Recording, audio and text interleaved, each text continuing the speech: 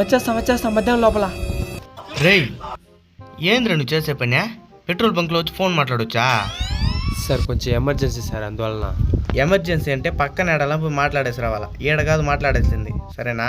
కొంచెం వేస్తా ఉండండి, వచ్చేస్తా. రే యాడికి పోతున్నావా? ఇప్పుడు కాదు, నువ్వు ఫస్ట్ వేయి. అర్జెంటుగా పోతున్నాను, మళ్ళీ పోయి మాట్లాడదు. సరే అంతకి సార్. 30 రూపాయలకి ఏం అట్ట చూస్తున్నావా? 30 రూపాయలకి వేస్తామన్నా? కాదు సార్, అంతే ఉండేది, ఏయ్.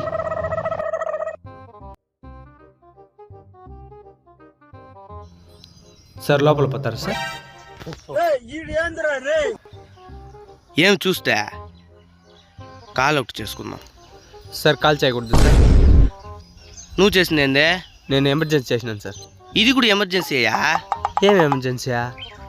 ఏం లేదు, మా వైఫ్ కాల్ చేసిందే బిర్యానీ తీసుకుని రమ్మని.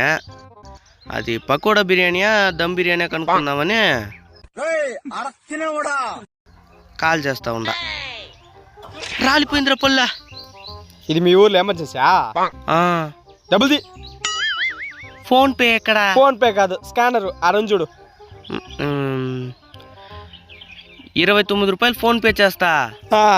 1 రూపాయి తాత వచ్చేస్తాడా? క్యాష్ ఇచ్చేస్తా. బండిది.